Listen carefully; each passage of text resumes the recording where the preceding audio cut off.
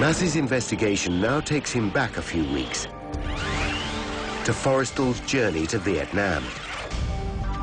Massey discovers that exactly a month before the fire, while the Forrestal was still sailing to Vietnam, the ship's Weapons Coordination Board met to discuss the men's concerns.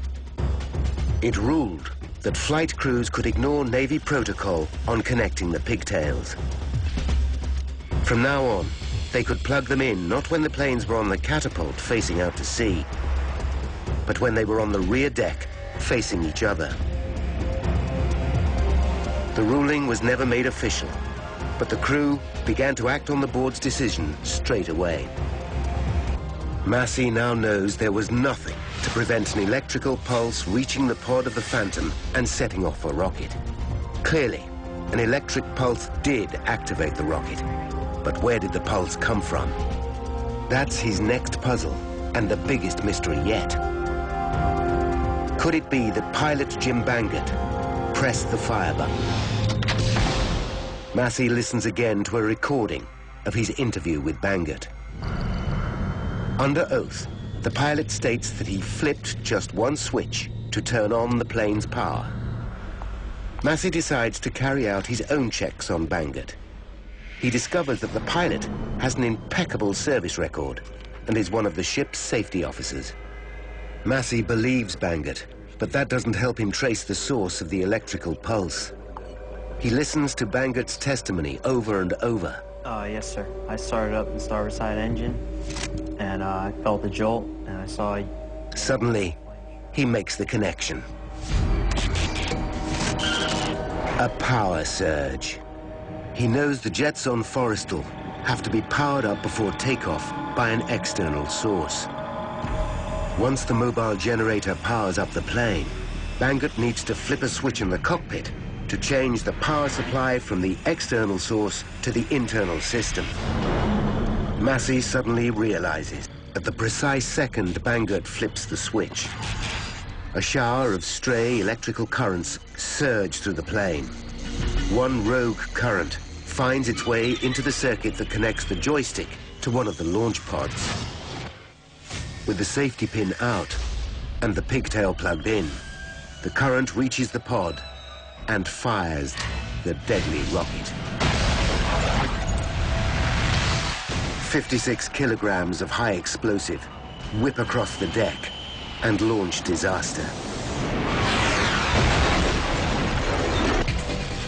Fires are a regular hazard on the deck of every aircraft carrier. On average, there's one every 5 days on Forrestal. Highly trained and well-equipped firefighting teams are on board to extinguish these blazes quickly. So why did they fail so spectacularly in putting this one out? Massey looks at the Platt footage to investigate how the crew tackled the original blaze. When the fire first breaks out, Chief Fire Officer Gerald Farrier rushes towards the Skyhawks holding only a handheld extinguisher. Other members of his 8-man team grab the hoses. But just 94 seconds after the start of the fire, when there's a huge explosion, everything changes.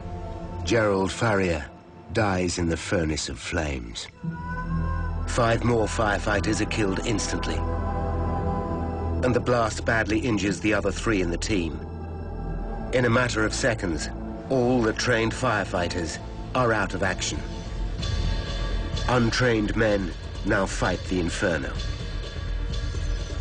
As the original footage reveals, they use both water and foam. But a seasoned accident investigator like Massey recognizes that this is a disastrous error. The crew should only use foam. The combination of foam and water simply doesn't work when tackling a fuel fire. The foam covers the blaze, acting as a protective blanket, but the water washes away the foam, allowing the fire to flourish. Worse still, water carries the flaming jet fuel on its surface. Unwittingly, the crew actually spread the fire. It was an uncontainable fire at that moment for the crews. They were overwhelmed and they did not have the training to contain the fire on the Forrestal. So Massey knows why the fire spread so rapidly. But this still doesn't explain the single biggest mystery about Forrestal. What caused the series of deadly blasts that killed so many crew?